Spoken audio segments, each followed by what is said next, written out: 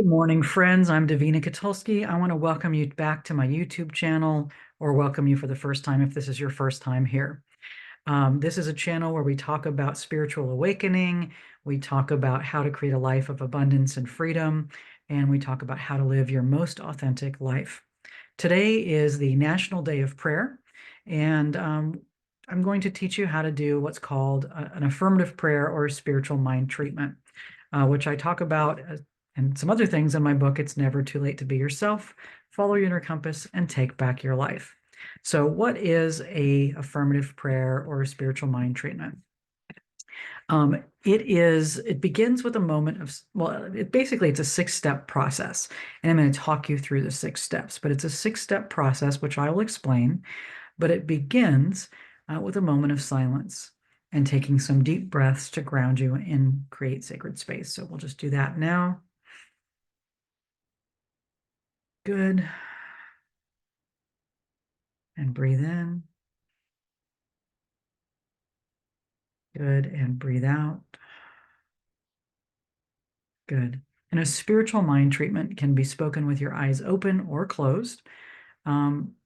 Closed can be preferred unless you're driving or something, because it allows you to turn away from the world of outside appearances.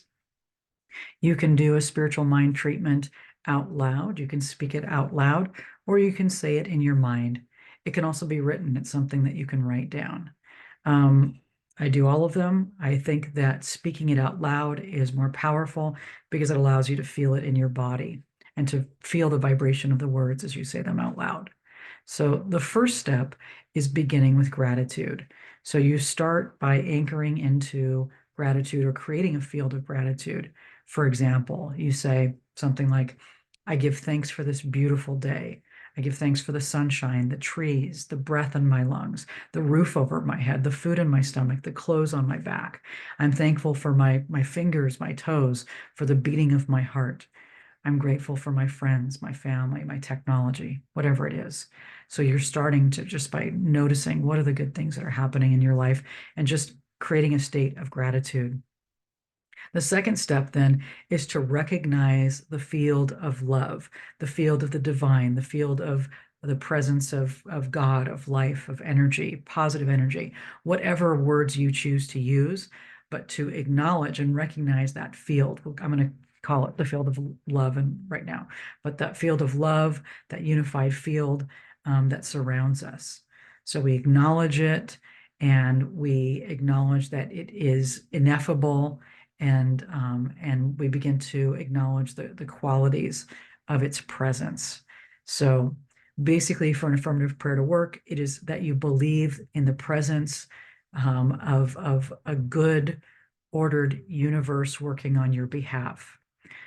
So you tap into this presence. You affirm that what your heart is asking of you, it will equip you with whatever's required to deliver your dream. In other words, if you have a positive impulse come up in you to create or to move towards something, that the universe wants to support you in that. Again, you could call it whatever you want. Since it's all-knowing and all-seeing, it will answer your call in the best ways at the best time for your highest good and the highest good of all. So here's an example. I recognize that there is only one unified field of love, one power, one presence. That presence is love, it is beauty, it is divine intelligence, it is grace, it is life itself. This energy is all powerful, all knowing, all seeing, and everywhere present. It has no ending and no beginning. It is the allness of life itself. So again, that's the step of recognizing the field of love and acknowledging that it surrounds us and affirming its qualities. Step 3 is we unify ourselves with that field, with that higher presence, with the universe. So we affirm, for example, I am one with all that is. I am one with the one with life itself, one with infinite beauty, infinite love, infinite truth. I am one with wholeness. I know that I am made in the image and likeness of this perfect presence. I am one with the divine, one with God, one with love. Again, whatever words you choose to use. So that was step 3. Now, step 4 is realization. And in this step, we speak our affirmative prayer. We affirm the condition we are seeking to know the truth of. So we state it as if that what we're praying for is already done. And again, I didn't make up affirmative prayer. I didn't make up the spiritual mind treatment. Ernest Holmes of the Science of Mind did, and Reverend Michael Bernard Beckwith of the Agape Spiritual Center in Los Angeles. He, in the author of Spiritual Liberation, he added an extra gratitude step to this, but this has been around for maybe over 100 years. So this is a good technique that works. But anyway, I just want to give credit where credit is due. I also want to acknowledge the author Neville, who talks about anchoring in as if something is already done and the power of that. So again, we state it as if what we are praying for is already done. And this is the most powerful step because we're affirming qualities rather than specific demands. So if we're praying for someone to love us, we instead affirm that we are loved. So we affirm that we are always in divine right relationship or the perfect relationship for us. We are always loved and lovable. We don't say something like, I affirm that Mark or Mary loves me. I affirm that I am in a relationship with Mark or Mary. We don't say that. We just say I know that I'm always loved. I know that I'm always in the divine right relationship for me, etc. And it's better for us to affirm these positive qualities and general qualities like happiness, love, abundance, divine right expression for our gifts and talents, divine right compensation for our gifts and talents, divine right livelihood, and so on, than it is to say things like, I have this much money, or I have this job or this salary, or something like that. You want to keep it more open and in general, so that the universe can, you trust the universe to know what to do for you rather than to try to steer it yourself from an egoic place. So an example might be, I know that everything is working together for my highest good. I know that everything is working together for my highest good.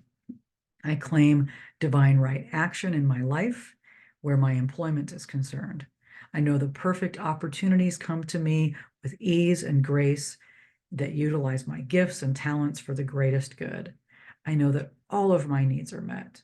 My bills are taken care of. I live in the overflow. I have more than enough. I know divine right relationships in my life. I know the universe has chosen the perfect companion for me. I know that I am always loved. And you can see this is a very different prayer than God give me or God do this for me. You're not making a specific demand of the universe. You can also notice how the language feels good. It creates a good vibration in your body and allows you to feel at peace. So again, this approach works best when we're willing to surrender the details to our higher power. If you're in a crisis around health or someone else's, you could do a prayer like, I know that the love, the peace, the protection of God surrounds me, that person. I know that I have all that I need to move through this situation. I know that regardless of appearances, everything is working together for my highest good. I know that the hand of the divine moves to the health care I receive. So again, you're just affirming this. Step number 5 is you're giving thanks for what you've affirmed or treated for, and you're giving thanks that it's already been provided. So you're paying forward the gratitude.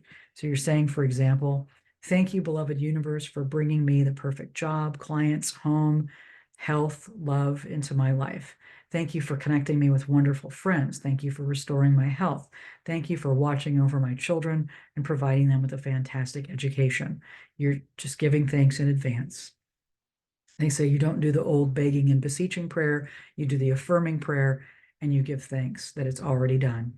Then the 6th step is to just release the affirmative prayer into the universe. So this is the letting go and letting God step, if you will.